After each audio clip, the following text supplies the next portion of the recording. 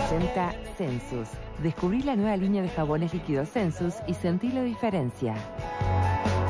No se pierdan la promoción en la óptica Estela Ginchuk, porque es el mes del armazone, todo el mes de abril, con descuentos de hasta el 70% en todas las colecciones. Ese armazón que estaba buscando, que hace tiempo que querés tener, bueno, lo vas a poder encontrar a un súper descuento, con un súper descuento. Abril, mes del armazón, exclusivamente en los 7 locales de la óptica Estela Ginchuk, 5 en Montevideo y 2 en Punta del Este.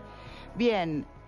Hay interés en redondear un poco el debate del bloque anterior, que es, sí, Graciano insiste. Sí, a ver. Me parece que sí, porque yo creo que quizás no se puso el acento exactamente en lo que por lo menos a mí me parece que tiene que estar. El problema no es la ocupación o la medida gremial de los docentes agredidos por los padres de alumnos y envueltos en situaciones de violencia. El problema de fondo es lo que genera esa medida extrema. Y no es un caso aislado. No lo fue en Paysandú, porque en otros centros también ocurrió, ocurrió en San José, como dijo nuestra invitada, ocurrió en otros departamentos y en otros centros. Y desde que yo estoy aquí hace más de 3 años, indefectiblemente 1 o 2 veces por menos ocupamos de este tema. Quiere decir que no son casos aislados. No son casos aislados. Ocurren en primaria, ocurren en secundaria, ocurren en la auto. Por lo tanto, sin duda, hay una situación en la sociedad uruguaya que está generando estos hechos, que desembocan quizás en medidas antipáticas, como son la ocupación, que a veces hay gente que le parece muy bien lo que hacen los sindicatos y a veces le parece mal lo que hacen los sindicatos. Pero eso es aparte. Entonces, lo que importa es el tema de fondo. Y el tema de fondo tiene que ver con una situación que se ha ido de las manos. Bien. Y en tren de lanzar hipótesis, yo creo que uno de los temas que tiene que ver con ese descarrilamiento del tema, con ese salida de cauce, tiene que ver con la pérdida del principio de autoridad. Porque antes, en mi época y en la época de muchos que estamos acá, era la autoridad del centro educativo en la que, digamos, impartía las reglas y las hacía cumplir con alumnos y con los padres de los alumnos. Eso explicaría por qué el conflicto de afuera entra. Claro, porque antes, en mi época, llamaban a los... O sea, se aplicaban las normas, la autoridad se ejercía dentro de la ley. Y ahora, luego de varias décadas de ir minando desde el punto de vista ideológico el concepto de autoridad legítima, tenemos lo que tenemos. Los padres hacen cualquier cosa, los estudiantes se acuchillan entre ellos y después la gente se queja porque hay una ocupación de un liceo. Bien. ¿Coincide, sociólogo? No, en primer lugar, los estudiantes no se acuchillan entre ellos. Hubo una instancia en la cual la madre le dijo, che, ¿por qué no acuchillé? Digo, de eso a acuchillarse entre eso hay una vía. Hay varios episodios de esos en el pasado reciente. No los tengo presentes. Alejandro decía hoy, cuestionaba un poco como si el paro si era un mensaje efectivo. Y lo voy a engranar también con lo que decía un poco Pascale. ¿Cuál es el mensaje que desde la década del 60 viene dando la sociedad uruguaya sobre lo que es el sistema educativo? Hay una degradación paulatina de lo que es el rol docente y de lo que es el centro educativo como un lugar de relevancia social. Eso se puede decir que empezó con el estancamiento económico.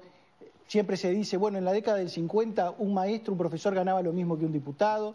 Hay una desvalorización paulatina del rol docente, por un lado, y del rol de lo que es la educación.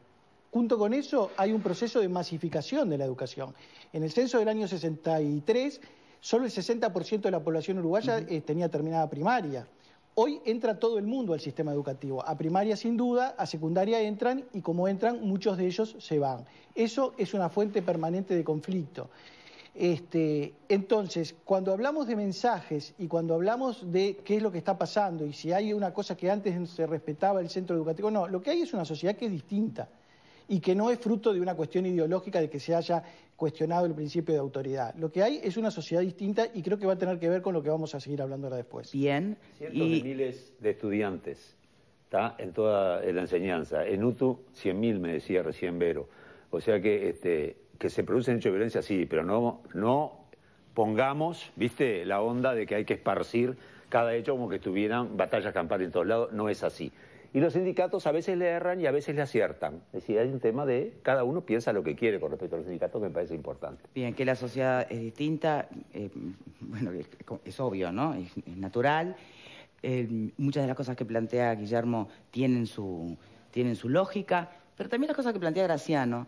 Y yo me pregunto si el tema del respeto a la autoridad, si esos también son conceptos que forman parte de ese cambio de la sociedad, y si no tienen un corolario en otro lado, ¿no? Si no tienen de alguna manera una explicación en la acción u omisión de los gobiernos que se han ido sucediendo. Pero justamente... Se lo voy a trasladar, si me permitís, Ale, a nuestro invitado.